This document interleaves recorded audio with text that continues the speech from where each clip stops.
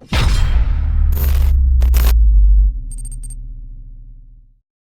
este vídeo voy a explicar dibujar un triángulo conocido a sus tres medianas. Tenemos, bueno, tres medidas, 60 milímetros, 50 milímetros y 45 milímetros. Para hacer el triángulo a tres medianas vamos a hacer tales, vamos a usar el método de tales, así que deberéis saber lo que es tales, ¿vale? Ahora os lo explicaré muy rápido, pero tales simplemente dibujamos el segmento MA aquí mismo y vamos a separar este segmento con un ángulo cualquiera, vamos a separarlo en tres, ¿vale? Medidas iguales, imagínate que aquí es 1, 1, 1 o 1,5, 1,5. El caso es que tienen que ser iguales.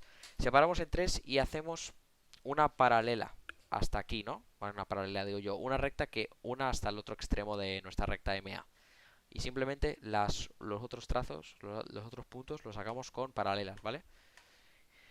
De ahí nos va a importar los 2 tercios. Los 2 tercios de MA nos va a importar mucho. Pues vamos a... Bueno, ya lo veréis luego. Con MB y MC hacemos exactamente lo mismo, ¿vale? Tales. Unimos con el otro extremo paralelas. También nos va a importar los 2 tercios de allí y hacemos más de lo mismo con MC. Ahí lo tenemos.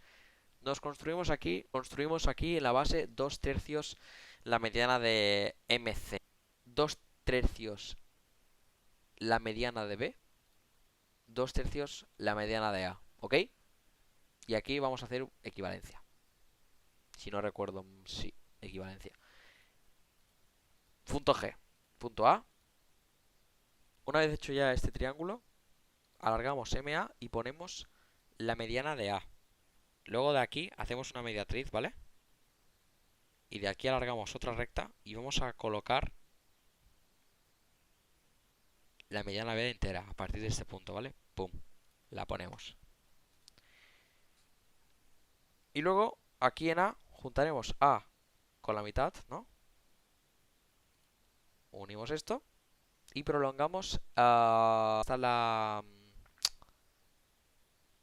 este punto que hemos encontrado, ¿no? De la mediana de A.